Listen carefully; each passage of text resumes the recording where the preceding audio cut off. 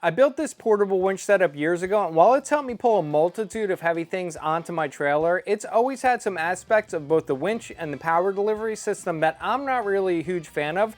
So let's go over the components and I'll show you what I think is a better way to build it. So for the winch itself, I'm using the 2,500 pound ATV winch from Harbor Freight. It works great for my needs. I'm not trying to pull a stuck vehicle out of the mud. I'm trying to pull a vehicle with wheels and tires up my trailer ramp and onto the back of my trailer. It's got the wireless control box and the key fob, and I do love that feature. You could be standing next to whatever you're working with and using the fob to control the winch.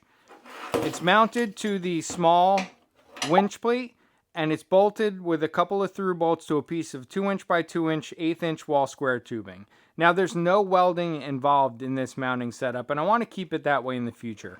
I do want to change the length of this a little bit, and I do want to change the location of the wireless mounting box. It kind of gets in the way. It's just held on with a piece of stainless wire, and it's controlled with a 50 amp Anderson style plug.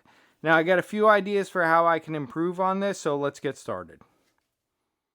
I have a hitch receiver that I added to my trailer, and the winch is positioned pretty good, but if I ever want to use it on the back of my vehicles, the fitment gets a little tight, and it doesn't quite fit on my Land Rover Discovery, so I'd like to start by lengthening the square tubing a bit. I'm using 2x2 square tubing with an 1/8" wall, but if you're building a setup for a larger winch, I'd step it up to at least a 3/16 steel. I cut my piece to 11.5 inches on my big Harbor Freight bandsaw, and this saw is the backbone of my fab shop. It's been a solid purchase, and if you ever want to see a review on it, just let me know. I deburred the outside edges on my sander and then cleaned up the inside edges with the Hyper Tough band file that I built in a previous video. I started out with the 5/8 hole for the hitch pin, and I did this on my 1974 Craftsman 15.5" drill press that I just picked up from the original owner. My other drill presses are set up for production work, so I had to get something in the shop for 1s and 2s. I got a great deal on it, and I might have a video about it in the future. Now, I thought about drilling a second hole location for the pin, and while I may do that in the future, I'm not overly happy with the location of the receiver hitch on my trailer. It's way too low, and if you're hooked onto a vehicle at bumper height, the winch cable tends to end up at a severe angle since the trailer's only 16 foot with a 2-foot dovetail. I marked the center line on the top of the tube so that I could drill the holes for mounting the winch plate. The front hole is slotted, so I had to make sure that my hole lined up with the hole on the winch itself. Next, I used a transfer punch to lightly mark the hole locations. After the transfer punch, I came back in with a real center punch and a BFH. With these cheap transfer punches, if you hit them too hard, you'll end up dulling it pretty quickly, and there's really no easy way to sharpen just the tip. Just the tip. Just for a second, just to see how it feels. I gave my drill a quick touch-up on the grinder, and for small drills like this, I don't even bother measuring anything. As long as you copy the existing angle and add some relief, it'll usually drill pretty good, and you can tell by the chip that it pulls. You want consistent and equal spirals from each cutting edge.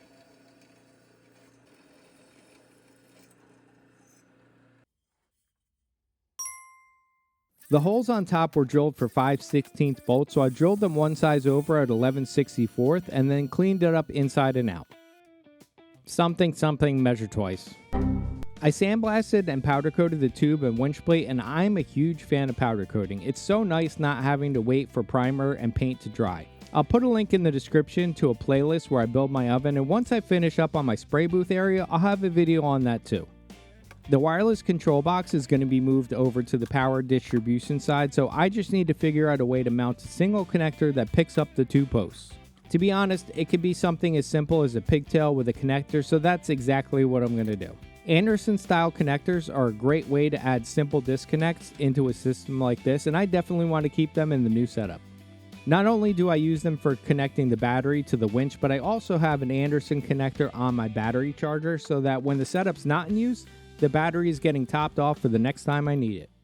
So now let's talk about the elephant in the room, and this thing might as well be an elephant because it's so damn heavy. I'm using an automotive battery and a battery box. This thing weighs a ton. It's completely a pain to lug around with you. You can't even carry it by the top because the strap won't hang on. You got to carry it by the sides. It makes it just almost unmanageable. Let's throw this thing on the scale and see how much it weighs. We have a grand total of 54 pounds, 13.5 ounces. So That's a huge bit. this thing is a beast. The battery inside went dead recently, which spawned this whole project. I got a lot of ideas on how to make this more compact. So let's get started. The only thing that could start an argument faster than talking about sports, religion, or politics is using a drill battery to power a portable winch.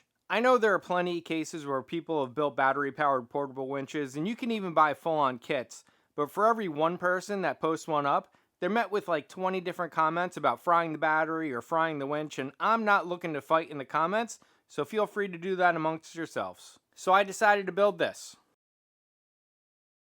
It's a portable battery box powered by a 12-volt, 20-amp-hour lithium iron phosphate battery. I used the 50 caliber ammo box because I need the room to squeeze in the wireless control box, but you might be able to get away with a 30 caliber box if you use a slightly shorter battery. I bought the ammo box from Harbor Freight, and you can pick one up for under 10 bucks.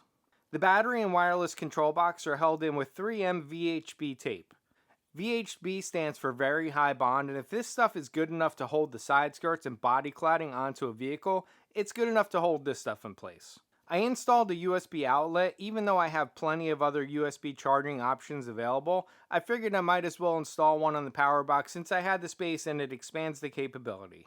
The outlet has a voltmeter with an on-off switch, and I modified the included wiring, but when I shortened the wiring, I left the fuse holder intact. I'm using two Anderson connectors because since I'm wiring in the wireless winch controller and there wouldn't be a direct path to the battery for charging purposes, I'd have to physically open the box in order to charge the battery. The circuit on the winch side is only completed when the button on the key fob is pressed, so to charge the battery, I'd have to sit there holding the remote. If you crimp a lot of Anderson terminals, let me know what crimp tool you like to use.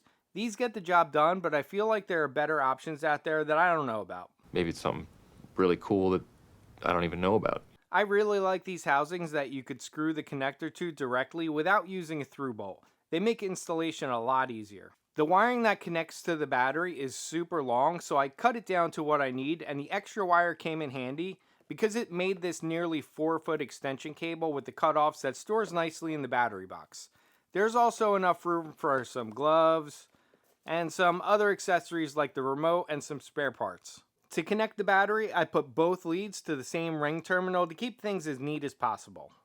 The wire between the battery and the winch control box has a 50 amp breaker in line, and I wrapped it in some Tessa fabric tape so there wouldn't be any exposed terminals. The positive lead for the other port has a fuse holder with a 30 amp fuse inside so that all three power wires are protected from overcurrent. In addition to charging, the direct path to the battery can also be used for powering accessories other than the winch, as long as it has an Anderson plug on it.